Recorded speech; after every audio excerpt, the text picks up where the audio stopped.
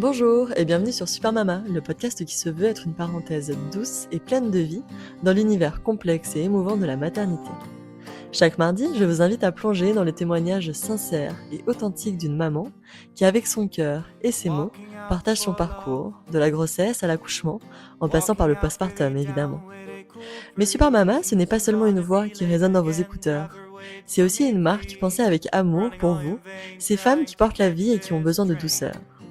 Des soupes réconfortantes, des bouillons pleins de saveurs, créés pour nourrir et apaiser vos corps, mais aussi des accessoires qui vous accompagneront à chaque étape de ce voyage unique.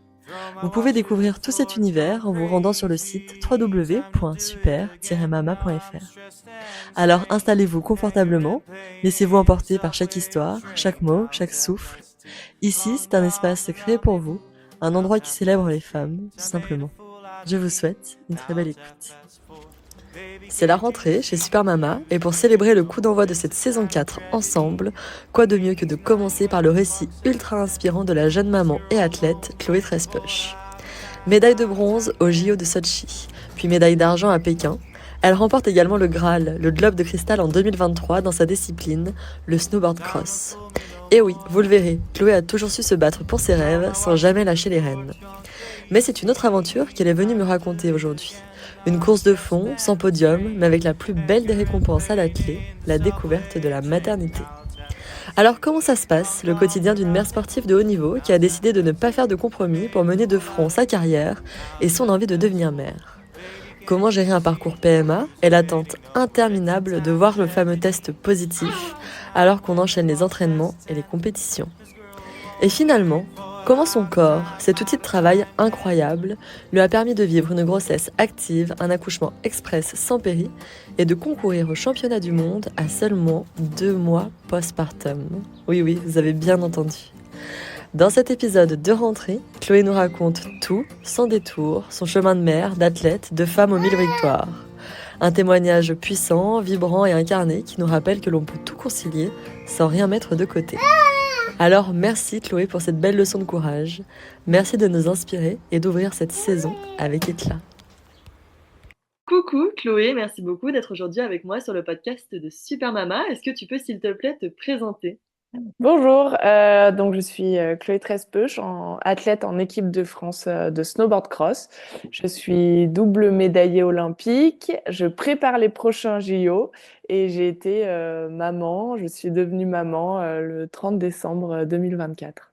Et ouais, dis donc une vie sacrément active. Alors moi évidemment je te connais déjà avec ta casquette d'athlète et lorsque j'ai vu là, que tu étais devenue maman assez récemment, voilà, direct je t'ai envoyé un petit message pour savoir si tu voulais bien venir sur Super Mama, tu as accepté donc merci pour ça. Parce que je sais que voilà, tu as une vie bien remplie entre le sport, ta vie de maman et tous tes projets, donc merci pour ton temps. Est-ce que Chloé, avant de rentrer dans le vif du sujet, de parler de ta maternité, tu peux nous raconter un petit peu qui tu étais, qui était la jeune Chloé, la jeune fille, la jeune femme, comment s'est passée ton enfance, ton adolescence? J'ai partagé ma jeunesse entre Saint-Jean-de-Mont, la Vendée, chez mon papa, et Val Thorens en montagne chez ma maman. Je Ouais. faisais 6 mois, 6 mois, donc l'été à la mer et l'hiver en montagne. C'était très chouette, une enfance très riche, portée sur la nature, le sport. J'ai une relation très forte avec mon grand frère et ma petite sœur. On a toujours été dans le défi dans la famille. On a passé vraiment des jolis moments de sport et d'aventure ensemble. On est encore très proches maintenant. Et voilà, ce goût pour le défi que j'ai développé justement avec ma famille, je pense que c'est ce qui m'a construit un peu cette identité d'athlète, ce Mm. mental aussi et cette envie de toujours essayer de progresser, de jouer plus loin. C'est pour ça que je suis totalement passionnée de compétition et de ces objectifs olympiques. Bien sûr, et donc j'imagine que tu t'es mise au snowboard très, très petite, à 2-3 ans. Tout de suite, tu as eu un coup de cœur pour ce sport? Est-ce que tu as testé d'autres sports? Comment ça s'est passé au niveau sportif pour toi? Le début du snowboard, je pense, ça a été inspiré vraiment par mon grand frère qui en faisait déjà en compétition. D'accord. Mon papa nous emmenait aussi et j'ai tout de suite aimé ces sensations de glisse, mais ce que j'ai vraiment préféré, c'est, partir en compétition le week-end, avec les copains, Ouais. commencer justement à chercher à progresser et chercher cette petite concurrence et ce jeu que je retrouvais, dans la compétition. Cette envie de donner le meilleur de moi-même. Donc Bien sûr. j'ai la passion de mon sport, mais je pense qu'au-delà de mon sport, j'ai vraiment cette passion de chercher le progrès, et je pense que je me serais régalée dans n'importe quel autre sport aussi. Ouais, bien sûr, c'est un vrai état d'esprit, ouais. Et alors comment ça se passe une vie de jeune femme là, quand on a, je sais pas 18-20 ans, qu'on est hyper occupé avec, les compétitions, mais qu'on a aussi, sa vie de femme, ses études. J'imagine que c'est une vie ultra intense. Est-ce que toi, ça t'a plu justement, le fait de bouger tout le temps, de rencontrer plein de monde? Oui, j'ai beaucoup aimé, cette jeunesse. C'est vrai qu'il y a j'aime pas le mot parce que c'est pas vraiment comment je l'ai vécu, mais il y a pas mal de contraintes, de sacrifices. Enfin, en tout cas, Bah c'est un oui. style de vie assez tôt de rêver d'être athlète de haut niveau parce que, j'ai commencé le sport-études, dès la sixième. Donc, on a beaucoup plus de sport, on commence à partir les week-ends, on est un peu moins à la maison, mais, pour moi, c'était super. Et après, là où on commence à se professionnaliser, enfin à commencer à avoir un rythme, assez, élevé de sport, c'est au lycée, donc c'est un lycée, d'été. On est libéré tous les hivers pour les compétitions et quand on a cours le matin et on a sport, l'après-midi. Là, l'encadrement commence à avoir des exigences un peu plus élevées, sur notre niveau sportif, donc on commence à apprendre à essayer de dépasser un peu nos limites, d'essayer d'aller un peu plus loin dans l'effort et dans le dépassement de soi. Donc je pense que c'est vraiment ici où on sait, à ces périodes de lycée, si on sait, si cette vie peut nous convenir ou pas parce que, on commence à avoir beaucoup d'exigences. Et moi j'ai adoré. J'ai adoré, ce lycée, j'ai adoré, mes premiers pas en compétition un peu plus en haut niveau. J'ai adoré avoir ce cadre, un petit peu, rythmé du sportif donc ouais, c'est ici que ça s'est dessiné et puis après, objectif, mes premiers jeux olympiques, je les ai faits, assez tôt à 19 ans. Waouh! Donc ça a commencé, enfin je suis rentrée dans le grand bain, assez rapidement. Ouais, tu m'étonnes. C'était lesquels de JO? C'était Sotchi en Ah oui, 2014. d'accord. Et je dirais que c'est ces compétitions et ces objectifs qui m'ont un peu forgé, aussi le caractère parce que je pense que de nature, j'étais un petit peu, feignante, Tu vois? j'étais assez talentueuse en sport, donc en fait, je me reposais un petit peu Oui. sur mes qualités et quand je suis rentrée vraiment dans le haut niveau, j'ai vu que, bah, le talent, enfin les qualités un peu de base, n'allaient pas suffire parce que le haut niveau, ça se joue au détail et c'est ça qui m'a rendue un peu travailleuse et qui m'a lancée dans la performance et dans la recherche, du détail permanent.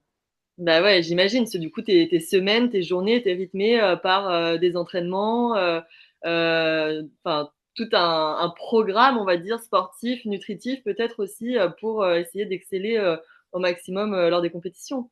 Oui, c'est ça et puis il y a l'école quand même, le Oui, lycée, ça compte aussi, ouais, les exigences du sport, beaucoup de déplacements.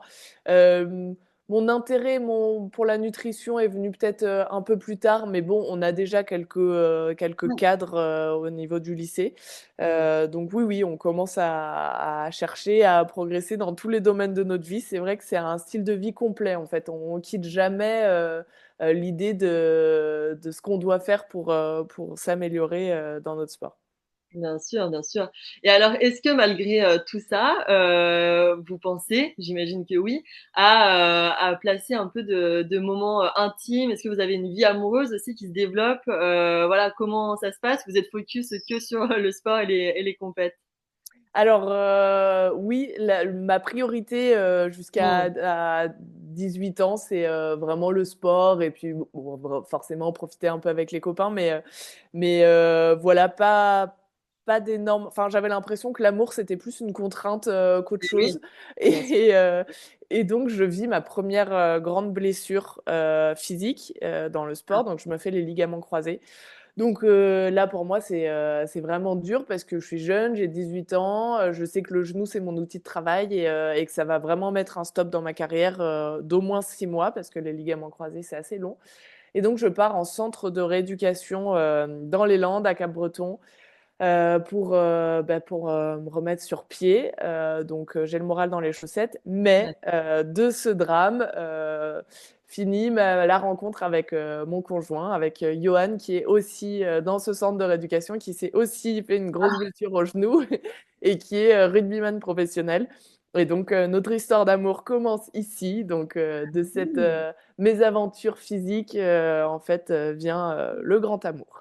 Waouh, ah oui, c'est rigolo, malgré Ouais. les circonstances qui ne l'étaient pas, en tout cas, de vous rencontrer comme ça, dans ce contexte-là. Ouais, c'est rigolo. Il a quel âge, Johan? Toi, à ce moment-là, tu as 18 ans, lui, il est un peu plus âgé que toi? Oui. Oui, il a 7 ans de plus que moi. Heu, D'accord. donc il fait du rugby, donc c'est vrai que sans cette blessure, je l'aurais jamais rencontré Eh parce que oui, moi qui suis perchée dans les montagnes, il y a pas de rugby là-bas. non. Lui, c'est pas du tout un homme des montagnes, mais finalement on se comprend assez bien parce qu'on a le même quotidien quand même d'athlète, professionnel et puis c'est assez enrichissant de changer de milieu, du ski, de la glisse et donc voilà, c'est pas loin d'être un coup de foudre et puis on part dans cette aventure.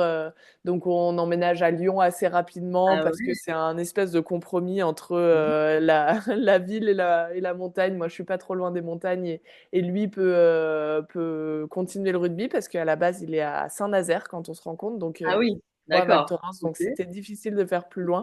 Mais on trouve un compromis à Lyon et on commence notre vie de couple. OK, génial. Et toi, est-ce que, alors peut-être pas dès le début, mais en tout cas, est-ce que toi, tu te projetais, en tant que femme, est-ce que tu t'imaginais être mère un jour ou c'était pas un désir de ta part? Comment tu te positionnais, au niveau de ça, de la maternité? Beh, je dirais que nos 8 premières années de couple, on se dit qu'on peut, enfin peut-être les 7 premières années, on se dit qu'on peut vivre, sans enfant, on est très heureux tous les 2. On a tous les 2 la même passion de l'aventure, d'être libre. En fait, on est très attachés à notre liberté de partir si on en a envie, et autour de l'enfant, on se dit, «Est-ce que ça rajoute pas, trop de contraintes?» Est-ce que, ouais, est-ce que ça correspond à notre style de vie?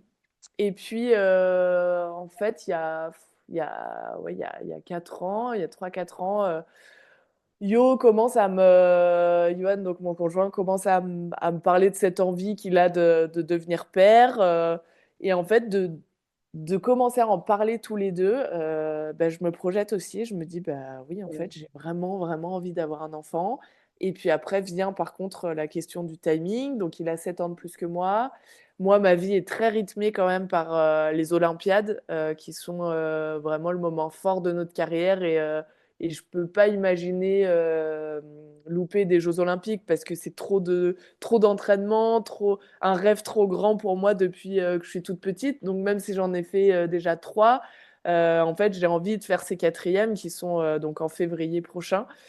Donc voilà, on se dit soit on attend la fin de ma carrière et moi, ça me conviendrait parce que je suis plus jeune que lui, mais lui me dit bon, peut-être que je serais un peu trop vieux pour en profiter, j'aimerais bien le faire plus tôt. Et moi, après, je me dis: «En fait, ça me convient d'essayer de le faire pendant ma carrière» parce que j'ai pas envie d'avoir cette pression de me dire, «Bon, il faut que tu finisses ta carrière pas trop tard parce que, tu as envie d'avoir un enfant». Ouais, je Et ça, ne pas choisir, vraiment pleinement la fin de ma carrière, et le choisir parce qu'il y a la contrainte de, oui. l'âge qui avance, je pense que j'aurais pas été, très à l'aise avec ça. Donc on se dit: «Bah, oui, là, entre 2 olympiades, bon, on a 4 ans», pour moi, je suis pas trop inquiète. Je me dis, à partir de 2023, fin 2022, je me dis, «On essaye» et puis, comme ça, j'ai à peu près 2 ans et demi, 3 ans pour, me repréparer pour les Jeux, donc c'est nickel.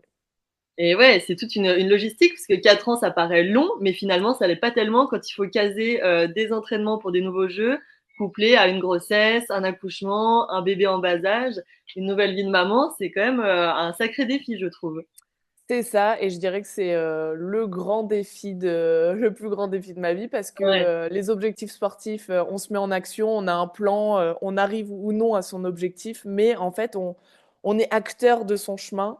Pour moi, je suis pas du tout tombée enceinte aussi facilement que je pensais. Mmh. Donc, ça a été un vrai défi mental d'accepter cette difficulté en fait que j'avais pas du tout imaginée.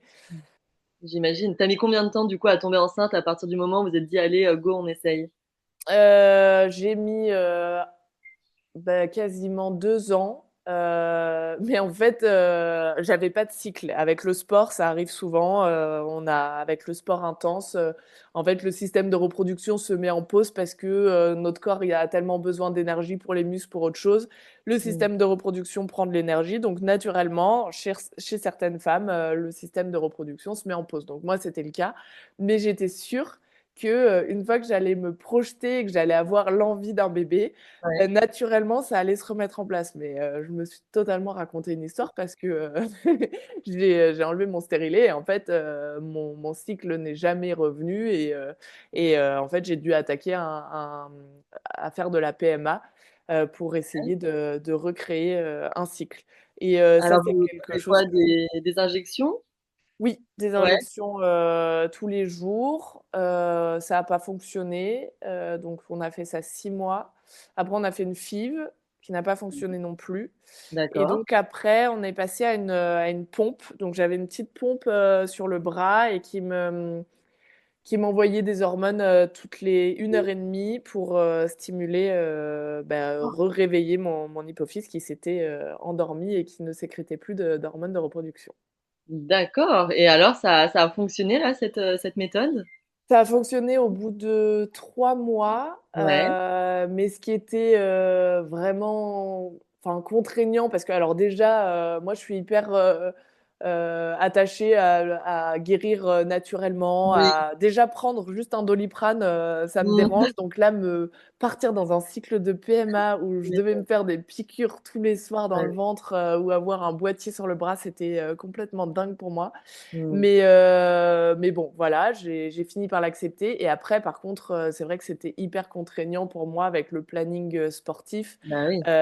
et on a énormément de déplacements, on est beaucoup à l'étranger et dans mon parcours de PMA, je devais voir ma gynéco à peu près, 1 fois, par semaine, faire un bilan sanguin 2 fois par semaine. Donc c'était vraiment Ouais, prenant mentalement, d'essayer d'être performante en snowboard parce que c'était mon bien sûr. quotidien et à la fois d'essayer de lâcher prise sur, cette envie de maternité, mais lâcher prise en se faisant des piqûres tous les soirs dans dans le ventre, c'est Oui, quand même pas pas évident. facile non plus.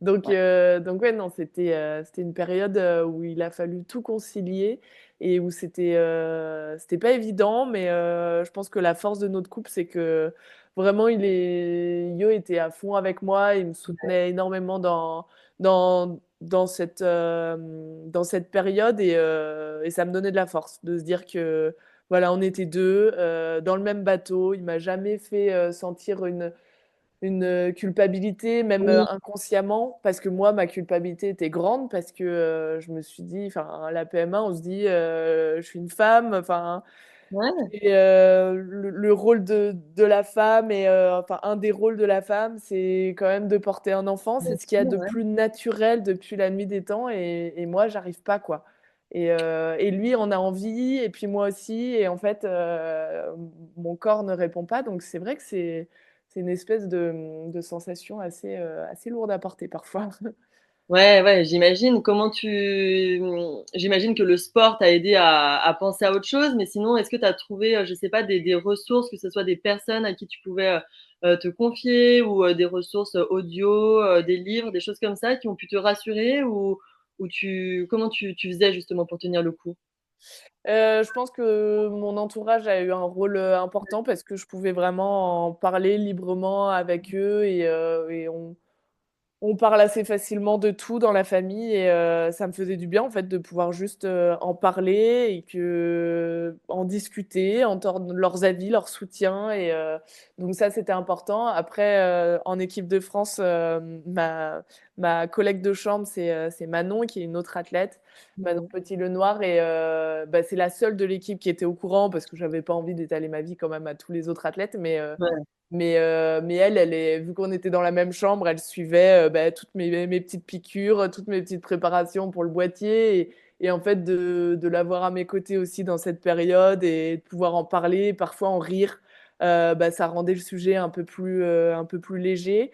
Et d'autre part, le fait d'avoir cette saison de snowboard qui continue, qui était la plus belle de mes saisons sportivement, parce que je remporte le Globe de cristal aussi sur cette saison d'hiver, donc le classement général de la Coupe du Monde. Donc je deviens numéro 1 mondial de ma discipline. Donc ça me réconforte à la fois de me dire bon, ok, t'arrives pas à faire un enfant, mais t'es quand même forte en snowboard. Bon, tu préférerais avoir un enfant maintenant, mais voilà, ça apporte un peu de baume au cœur quand même d'avoir cet objectif et d'avoir l'esprit occupé sur autre chose aussi. Parce que si j'avais été que focalisée sur cette envie de maternité, ça aurait été peut-être encore plus difficile. Donc ma passion m'a permis de peut-être mieux gérer cette situation aussi. Ok, ouais, tant mieux. Et alors, t'es finalement tombée enceinte, donc c'était quoi, début 2024, c'est ça, en mars, avril? Ouais, c'est ça, en avril. Donc le Ouais, timing était assez fou parce que du coup, je remporte le Globe de cristal le 30 mars. Et ouais. donc c'est le plus beau titre, un des plus beaux titres de ma carrière. Et 15 jours après, enfin, je tombe enceinte. Donc je pense qu'il y a aussi un mélange de le lâcher prise peut-être qui est arrivé après ce globe de cristal qui me faisait rêver depuis des années que j'arrivais pas à avoir, le repos d'après saison, voilà, je me suis reposée mentalement parce que j'avais remporté un objectif. Je me suis reposée physiquement et je pense que le corps a répondu à ce deuxième rêve qui était encore plus fort de devenir mère.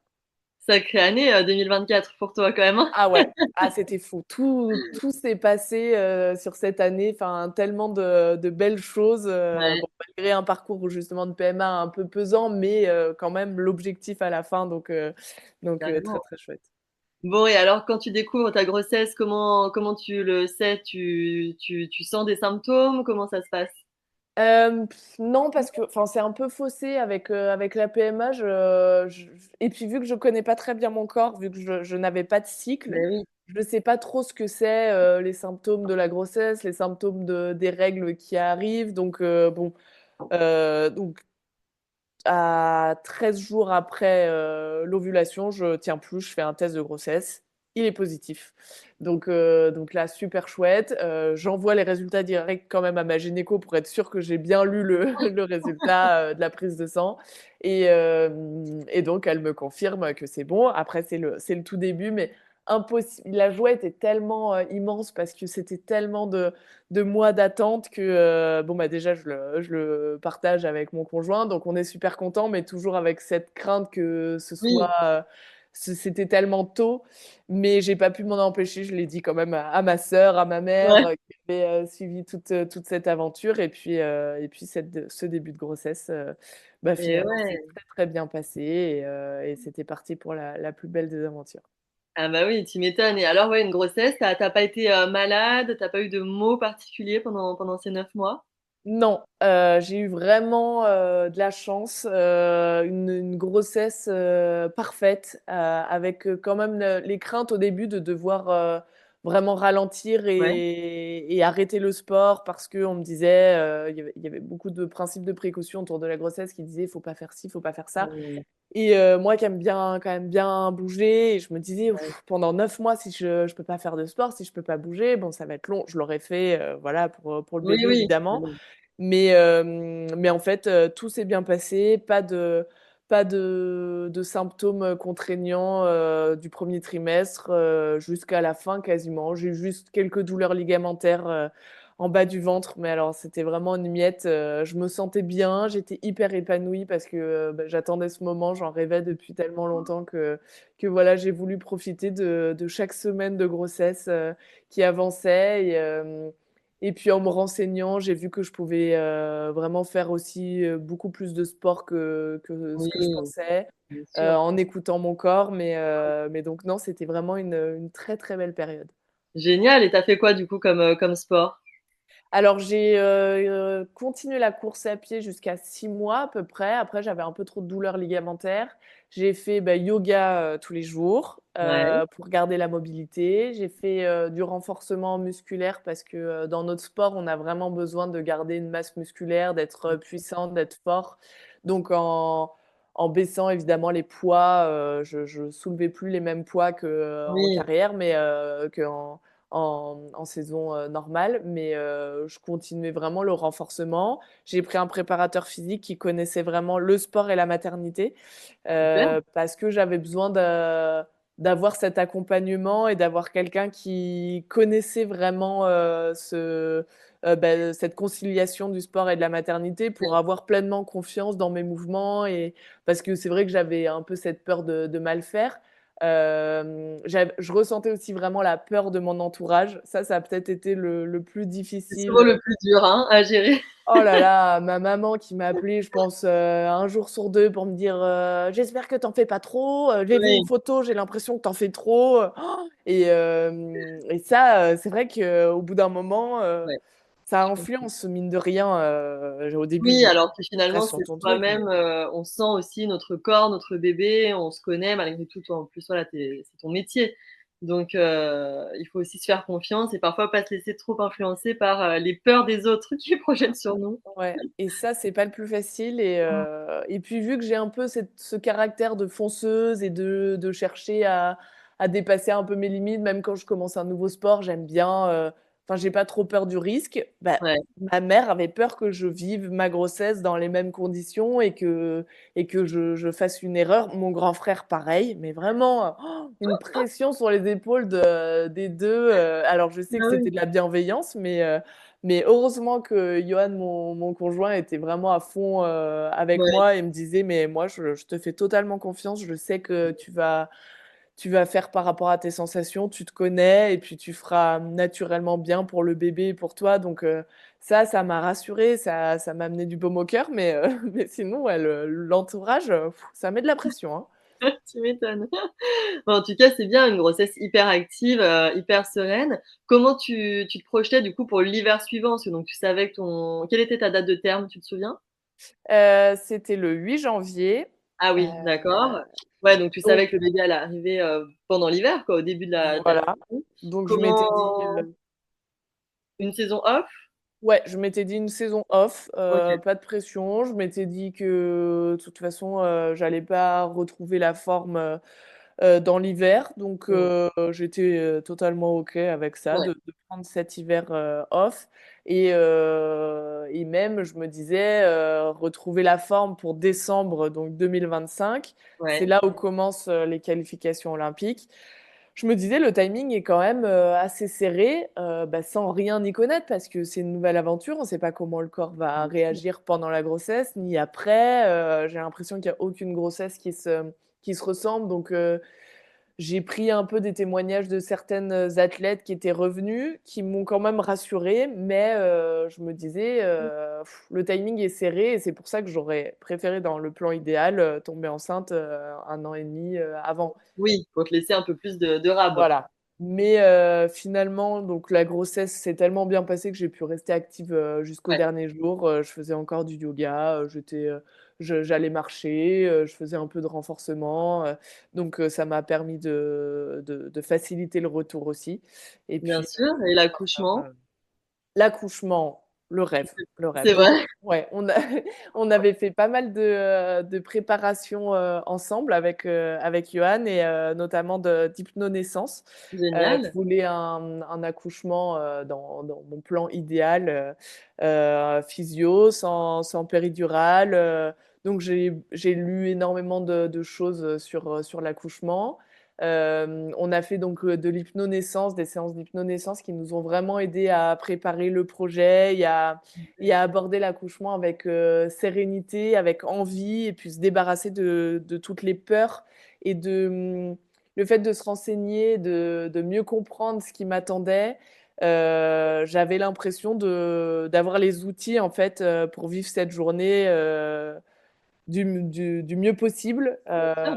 et moi j'aime bien, connaître tout ce qui peut m'attendre, même si on sait Ouais. jamais à 100 et comme ça, voilà, il y a un objectif, on a beaucoup d'infos et puis, j'aime pas trop l'inconnu ou s'il y a trop de mystère donc Oui. c'est pour ça que j'avais à cœur de vraiment le préparer et le préparer mentalement aussi. Donc l'hypnonaissance nous a beaucoup aidés et on avait, très envie de vivre cette journée tous les 2 et Ouais. à partir de 2 semaines avant le terme, j'avais envie que ça arrive, tous les jours, tous les jours.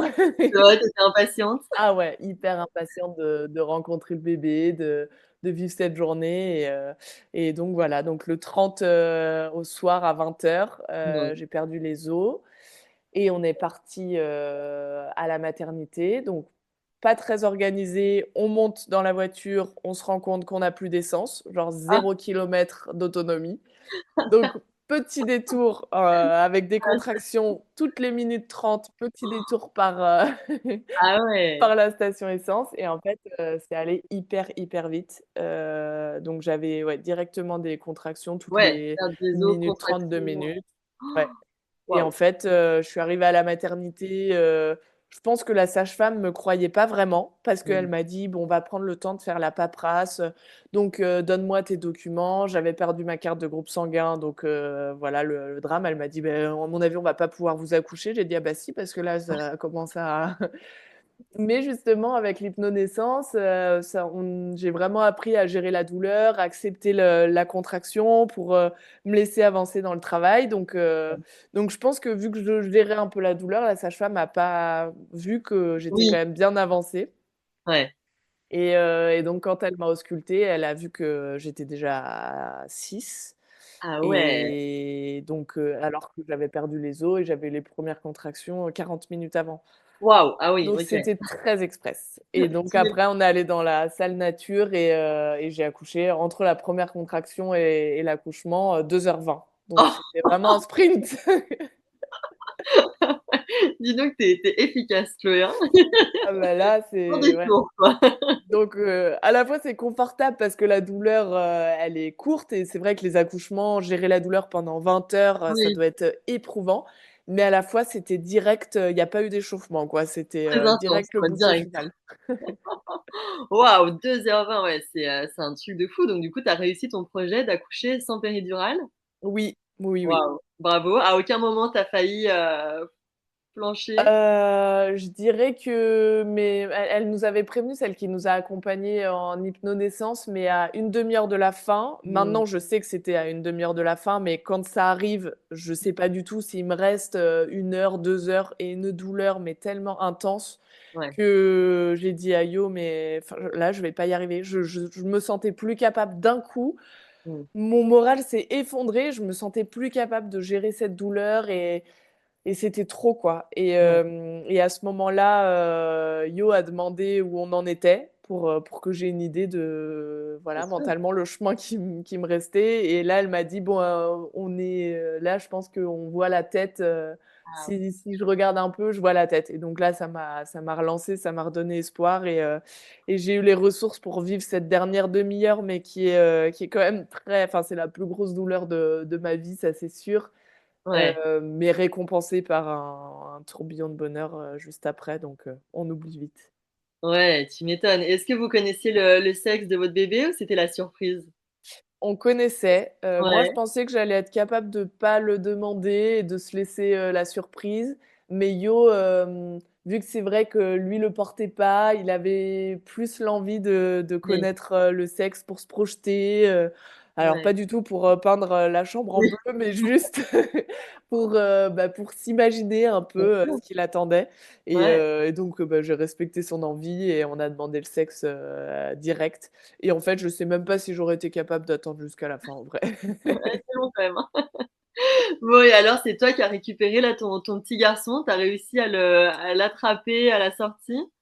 Non, elle m'a proposé, mais j'avais tellement Ouais. plus de force que j'ai pas Mmh. réussi à le prendre, moi-même. Donc la sage-femme, l'a sorti et donc c'est Yo qui l'a vu en premier il a commencé à pleurer quand il avait juste un bras. On a commencé à l'entendre Ah un oui. peu faire du bruit.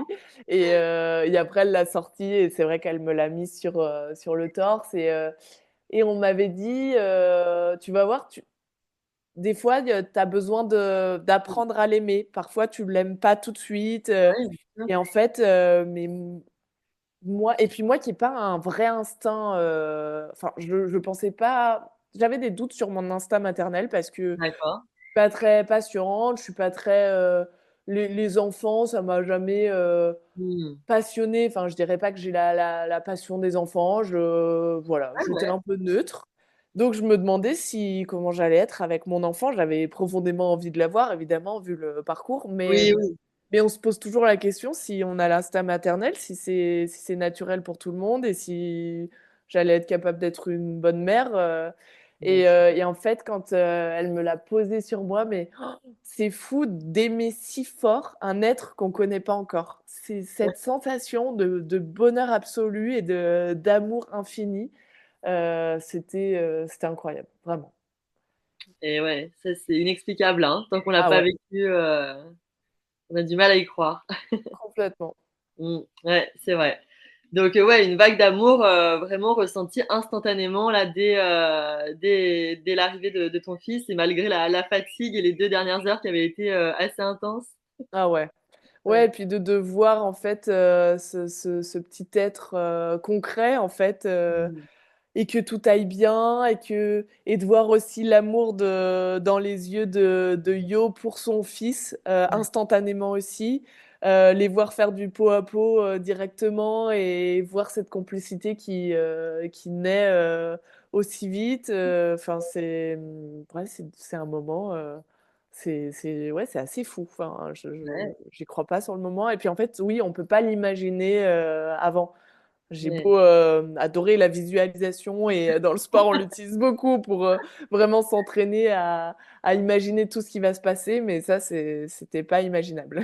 Beh, ouais, bien sûr. Puis on découvre son conjoint devenir père aussi, on le voit d'une autre manière. C'est toute une famille qui se crée finalement, chacun a une place différente et c'est ça qui est beau dans la parentalité en général. Complètement. Bon et alors les suites de couches, comment se sont-elles passées? Est-ce que tu as eu une déchirure par exemple suite à l'accouchement?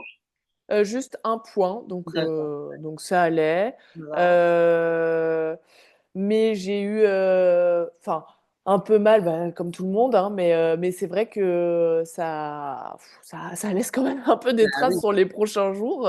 ouais. Ça pareil, on n'en parle pas énormément, Mmh.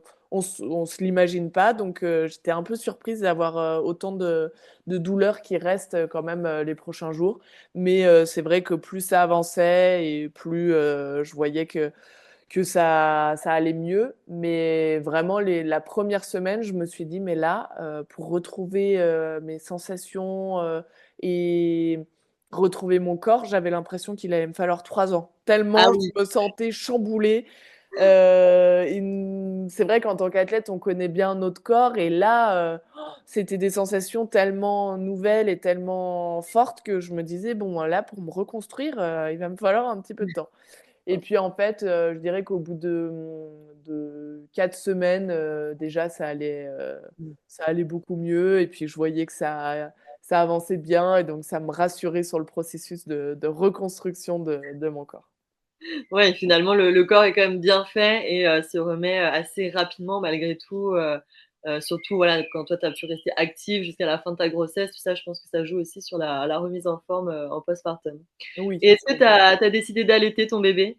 Oui, oui, Ouais, oui, c'était vraiment quelque chose que je voulais, bah, il a été, très collaboratif, le petit Marlot, ouais, parce que, il a directement bien tété, donc j'ai eu la montée de lait, au bon moment et puis c'était, ouais, il était efficace dans la tétée aussi, donc ça a été, parfait.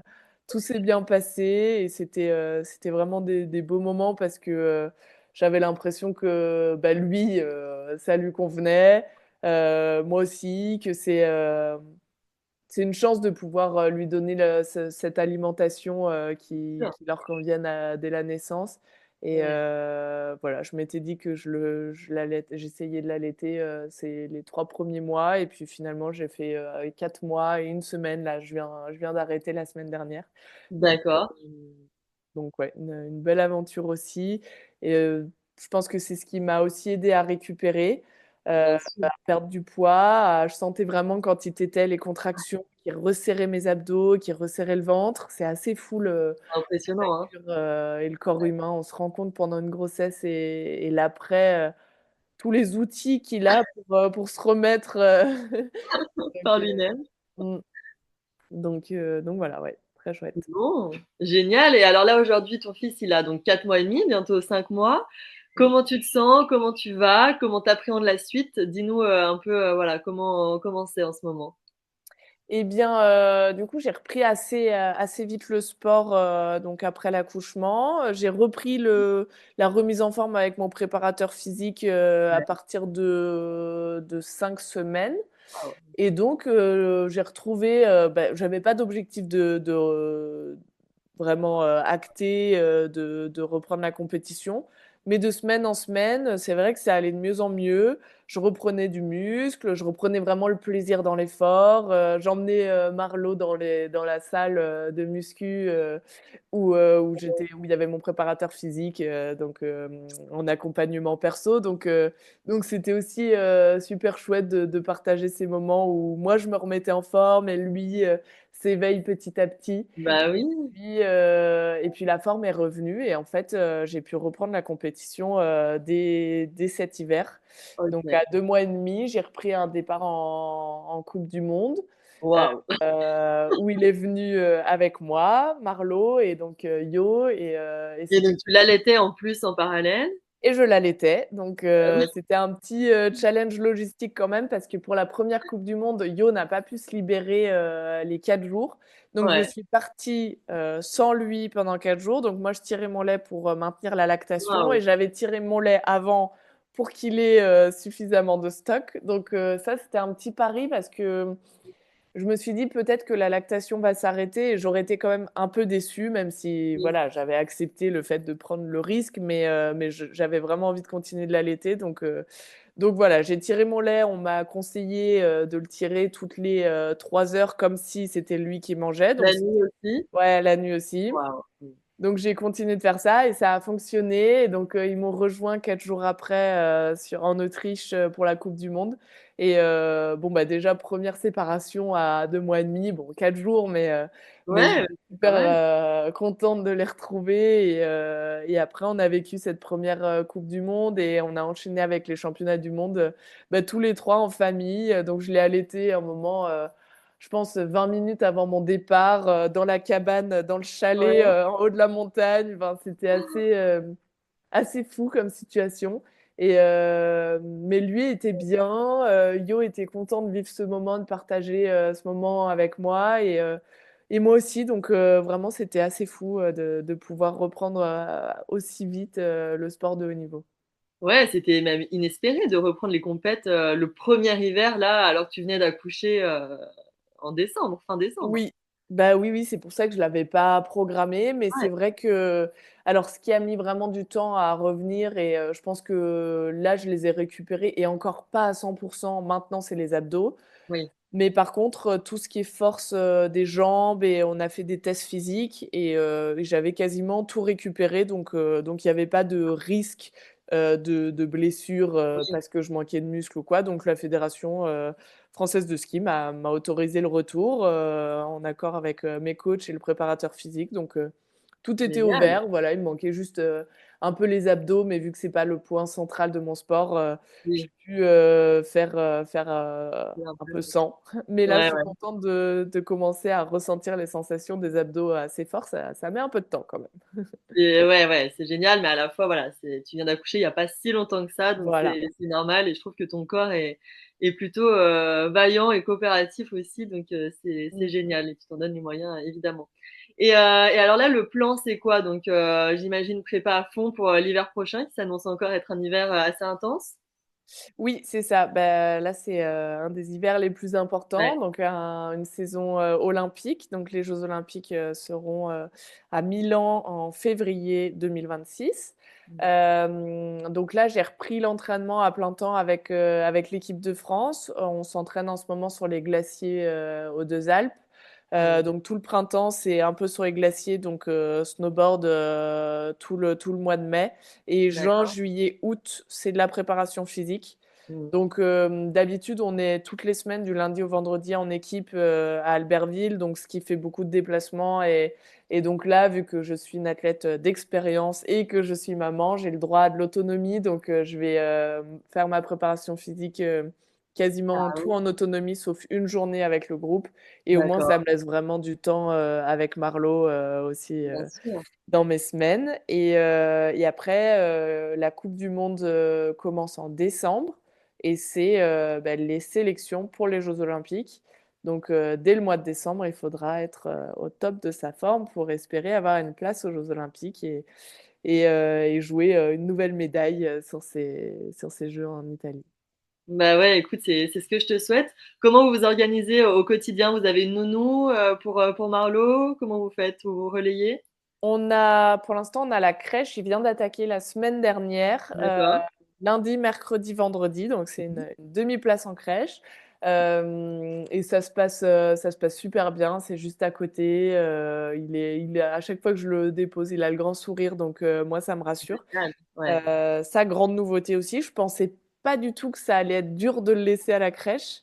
J'y suis allée le premier jour, vaillante en me disant: «Bah, oui, très bien, ça va bien se passer» et en fait, je l'ai déposé et là, je me suis pris une claque, je me suis dit: «Waouh, mais en fait, c'est beaucoup plus dur que ce que je pensais». Malgré évidemment la confiance que j'ai, en les Oui, bien accompagnantes, sûr. mais c'est juste une séparation avec, bah, quelqu'un que je connais très peu, en fait. Je l'ai laissé juste à mes parents ou mes beaux-parents jusque-là et ouais, je pense que j'étais à 2 doigts de pleurer. J'ai appelé ma maman d'ailleurs pour lui partager émotionnellement, cette Je difficulté. comprends. Elle m'a répondu: «Tu es normale ma fille, c'est normal, On est tous passés par là. c'était prévisible», voilà mais oui, je encore un truc que je m'étais pas imaginé, quoi. Et ouais, comme quoi, parfois on se dit: «Bon, bah, voilà, je vais faire ça, ça, ça, comme ça» et puis finalement, bah, la réalité nous rattrape, les sentiments aussi et puis, on se découvre une petite âme sensible parfois quand Complètement. on devient mère et ouais, ça fait toujours un petit truc, un petit pincement au cœur, quoi. Ah ouais, complètement. Et puis je pense qu'en étant athlète, en fait, je me suis mis dans le mode de moins ressentir cette Oui, sensibilité, de bien parfois sûr, même la combattre. Enfin, c'est bien sûr. presque inconscient maintenant, mais j'ai évolué avec ça et Mmh. donc en fait, là, dans mon nouveau rôle de mère, je suis hyper surprise de mes réactions qui sont plus fortes que moi. De toute façon, je peux pas me contrôler et tant mieux, c'est ça qui est beau dans la maternité aussi, c'est que, bah, c'est un tourbillon émotionnel qui est parfois pas gérable et tant mieux parce que c'est ce qui fait qu'on est vivant et qu'on est porté par cet amour, inconditionnel mais c'est imprévisible du coup pour moi. Complètement, je comprends, ça doit venir chambouler pas mal de choses. Mmh. Bon, en tout cas, merci beaucoup Chloé, félicitations pour tout ça, pour ta carrière qui a encore de beaux jours devant elle, pour la naissance de Marlo évidemment et je Merci, trouve que tu es très inspirante parce que tu montres, bah, voilà, que les femmes peuvent, à la fois réussir professionnellement et à la fois, être épanouies dans leur rôle de mère et ça, je trouve que voilà, des modèles, dont on a besoin pour s'inspirer et pour, nous aussi essayer de reproduire, un minimum, voilà, ce qu'on peut voir chez des femmes comme toi. Donc merci pour ton partage et puis je te souhaite plein de réussite évidemment, autant dans ta vie de maman que dans ta vie d'athlète. merci beaucoup. C'est vrai que dans le sport, il y en a pas encore, énormément qui concilient, vraiment le haut niveau et la maternité et que souvent on voit les femmes qui finissent leur carrière plus tôt que les hommes parce qu'elles ont cette envie de maternité et donc ça sacrifie parfois la fin de sa carrière pour la maternité et d'essayer de montrer un exemple que c'est possible de concilier, bah, voilà, parce que moi, vraiment, dans mon parcours, j'ai manqué un peu d'exemples et ce Ouais, qui fait qu'on a beaucoup de doutes de se demander si c'est possible de le faire et à force de voir des femmes qui concilient, bah, 2 passions, qui, que ce soit sportif ou professionnel et la maternité. Je trouve que, ça fait avancer aussi, la place de la femme et puis ça, nous redonne en fait le choix, du moment, où on a envie de devenir mère. Et oui, qu'on n'est pas forcément obligé de sacrifier l'un pour avoir l'autre et C'est ça, je trouve ça. que c'est super. Bon, bah écoute, merci et puis je te souhaite une très belle journée. Merci beaucoup. Merci infiniment d'avoir écouté ce nouvel épisode de Super Mama. Quelle joie de reprendre les enregistrements et de vous partager ici toutes ces belles histoires de maternité. Si vous saviez comme j'ai été heureuse lorsque Chloé a accepté mon invitation, c'était vraiment pour moi un honneur de pouvoir recueillir le témoignage de cette femme que j'admire et que je suis depuis des années. Merci aussi à vous pour votre soutien, votre fidélité, vos écoutes, vos partages depuis maintenant plus de 2 ans. Je suis tellement fière de lancer cette saison 4 de Super Mama et j'espère encore une fois vous partager des témoignages toujours plus inspirants les uns que les autres. On se retrouve évidemment dès mardi prochain pour un nouveau récit. Et puis bien sûr, d'ici là, je vous invite à me rejoindre sur Instagram et à aller découvrir tout l'univers Super Mama sur www.super-mama.fr. D'ici là, prenez bien soin de vous. Bisous. Now it's 4:30. Baby, can't you see? No use in waiting no more.